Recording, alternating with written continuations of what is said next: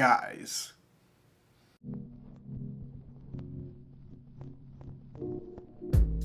Today on Readus Reviews, I review Guardians of the Galaxy Volume 2. Written and directed by James Gunn, and as far as I'm concerned, the best movie so far in Phase 3 of the Marvel Cinematic Universe. Jesus fuck. Now, I know I usually start my reviews off with a small, spoiler-free back of the DVD case summary of the story, but I feel that even if I attempt to do that for this, spoilers will unintentionally happen. So let's just move on to how I feel about the plot, which is refreshing as fuck. And I say that to mean that this story is not just another pin in the Road to Infinity War scenario. It only mentioned the Infinity Stone as an event that happened in the past Guardians of the Galaxy movie. It didn't tie into any previous or upcoming scenarios regarding other Marvel Cinematic Universe characters. This movie avoided what a lot of people complained about Iron Man 2. It acted as a true sequel to the movie that came before it.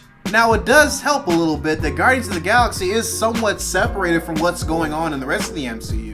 But guys, you just don't know how refreshing it is to hear nothing about the Infinity Stones outside of what happened in the past movie. Allowing the story to be its own story without forcing tie-ins to lead up to a separate event. To just let this be its own movie. And while the overall story did help to a certain extent, the characters and the character development did the most work. Because everybody and they mama got proper character development. Peter got proper character development. Rocket Raccoon got character development. Mantis not so much, but she was on screen enough for us to get a feel of her personality and how she works. Which is good enough for me. Even Yondu got character development. Fucking Yondu! The fuck?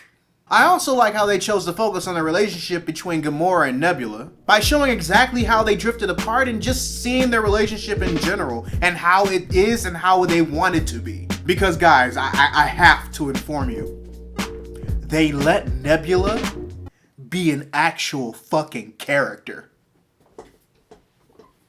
Right? Like, the first amount of character development that we're exposed from Nebula is kind of on the cheese factor, but that's only because of how the situation happened. Then she started interacting more with Gamora and everything just turned right. It was perfect. I also like how Gamora is still the voice of reason, but because there's no Infinity Stone bullshit, we get a chance to experience it firsthand outside of sly remarks. And that leads me to what I feel is my favorite, yet most disappointing factor in Guardians of the Galaxy Volume 2. Ego. He is my favorite because to a certain extent, he's what I kind of wanted from a Marvel villain ever since Red Skull. Like, because it's Kurt Russell and because it is a Marvel movie in general, there is a sense of campiness and humor. But I have so much respect for how they did Ego because they allowed him to be serious. Whether it was about his plan, whether it was about showing his power set off, how he was represented on screen is basically 85% of what I would like to see in Marvel villains from now on. I can't say the same for Aisha, but given what happens to her over the course of the movie and the second to last end credit scene, we might see a lot more of her in Volume 3. But readers, yes, Guardians of the Galaxy Volume 2 was good. It was really good. It was both a character piece and character driven, and that made me so happy. And like I said before, this is only the third Marvel movie in Phase 3, but it's my favorite so far. It's also the only Marvel movie that damn near got me emotional. You'll find out when you watch the movie. So readers, your homework assignment for the day. Write in the comments section below what you thought of Guardians of the Galaxy Volume 2 if you've seen it.